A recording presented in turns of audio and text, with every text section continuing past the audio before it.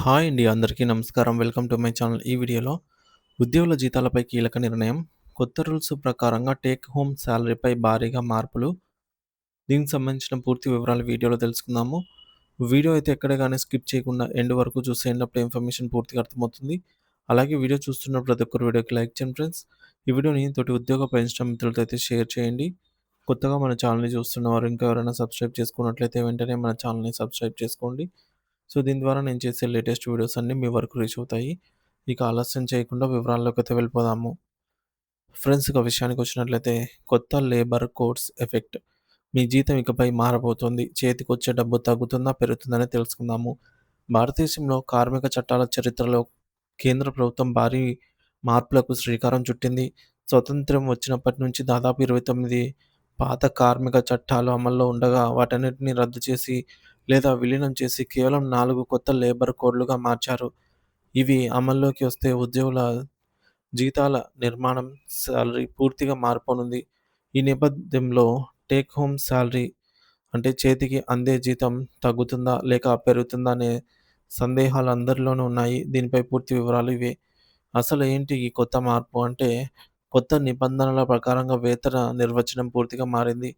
ప్రధాన నిబంధన ఒక ఉద్యోగి మొత్తం జీవితంలో తన జీతంలో కనీసం 50% మొత్తం బేసిక్ పే ప్లస్ కరువు భత్యం ప్లస్ రిటైరింగ్ అలవెన్స్ రూపంలో అయితే ఆహ్, ఉండాలి. మిగిలిన 50% మాత్రం ఇతర అలవెన్స్‌లు, హెచ్ఆర్‌ఏ స్పెషల్ అలవెన్సెస్‌లు తదితరాలు రూపంలో అయితే ఉండాలి. రెండవది ఇప్పటివరకు కంపెనీలు ఏం చేస్తున్నాయి? ఇప్పటివరకు చాలా ప్రైవేట్ కంపెనీలు ఒక ట్రిక్‌ని ప్లే చేసేవి. ఉద్యోగికి ఇచ్చే బేసిక్ పేను చాలా తక్కువగా చూపించేవి. మిగిలిన జీతాన్ని రకరకాల అలవెన్స్‌ల రూపంలో అయితే సర్దేవి. ఎందుకంటే ప్రావిడెంట్ ఫండ్ మరియు గ్రాట్యుటీ అనేవి కేవలం బేసిక్ పే మీదనే లెక్క కడతారు. బేసిక్ తక్కువగా ఉంటే కంపెనీ కట్టాల్సిన పీఎఫ్ వాటా 12% తగ్గుతుంది. అలాగే ఉద్యోగి వాటా కూడా తక్కువ కట్ అయ్యి చేతికి ఎక్కువ జీతం వచ్చేది. ఇకపై ఏం జరగబోతోంది అంటే, ఈ యొక్క కొత్త రూల్స్ ప్రకారం బేసిక్ పే 50% ఉండాలి కాబట్టి పీఎఫ్ కటింగ్ పెరుగుతుంది. బేసిక్ జీతం పెరుగుతుంది కాబట్టి దాని ఆధారంగా కట్ అయ్యే పీఎఫ్ మొత్తం కూడా పెరుగుతుంది. టేక్ హోమ్ తగ్గుతుంది. పీఎఫ్ కటింగ్ పెరగడం వల్ల ప్రతి నెల మీ బ్యాంక్ ఖాతాలో పడే జీతం కొంచెం తగ్గే అవకాశం ఉంది. పొదుపు పెరుగుతుంది. చేతికి వచ్చే డబ్బు తగ్గినా మీ పీఎఫ్ ఖాతాలో జమ అయ్యే డబ్బు పెరుగుతుంది. ఇది రిటైర్మెంట్ సమయంలో భారీ మొత్తాన్ని ఇస్తుంది. గ్రాట్యుటీ మొత్తం కూడా పెరుగుతుంది.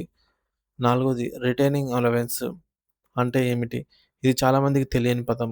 కొన్ని పరిశ్రమల్లో ఉదాహరణకు షుగర్ ఫ్యాక్టరీలు సీజన్ లేనప్పుడు పని ఉండదు. అలాంటి పని లేని సమయాల్లో ఆఫ్ సీజన్ ఉద్యోగి ఉద్యోగం మానేసి వేరే చోటికి వెళ్ళకుండా ఉండటానికి కంపెనీనే కొంత మొత్తాన్ని చెల్లిస్తుంది. దాన్నే రిటైనింగ్ అలవెన్స్ అంటారు.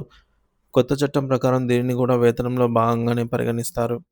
నిపుణులు ఏమంటున్నారంటే అలహాబాద్ ఆహ్, అసోసియేట్స్ నిపుణుడు అలయ్ రజ్వీ ప్రకారం కంపెనీలు ఉద్యోగికి ఇచ్చే మొత్తం ప్యాకేజీని సీటీసీ పెంచాల్సిన అవసరం లేదు. కానీ ఆ ప్యాకేజ్‌ని విభజించే తీరును ఖచ్చితంగా మార్చాల్సి ఉంటుంది. కేవలం పీఎఫ్ మరియు గ్రాట్యుటీ లెక్కించే బేస్ అమౌంట్ మారుతుంది. దీనివల్ల కంపెనీపై ఆర్థిక భారం పడే అవకాశం ఉంది. ఎందుకంటే వారు కట్టే పీఎఫ్ వాటా పెరుగుతుంది. సో, దాన్ని బ్యాలెన్స్ చేయడానికి వారు ఇతర అలవెన్స్‌లను తగ్గించవచ్చు. దీనివల్ల నష్టం ప్రతి నెల చేతికి వచ్చే జీతం కొంచెం తగ్గవచ్చు. లాభం ఏంటంటే మీ పీఎఫ్ బ్యాలెన్స్ మరియు గ్రాట్యుటీ పెరుగుతాయి. రిటైర్మెంట్ భద్రత అనేది పెరుగుతుంది. ఈ మార్పులు ఎప్పటినుంచి ఖచ్చితంగా అమలవుతాయో కేంద్రం త్వరలో ప్రకటించనుంది.